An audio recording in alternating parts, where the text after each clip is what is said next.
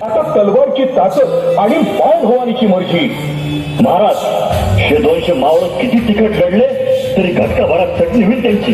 आपण पुढे व्हावं. आपण सुखरूप पोहोचेपर्यंत या घोडखिंडीत दामतो गनिमावा. नाही बाजी नाही, आपण सगळे लढू.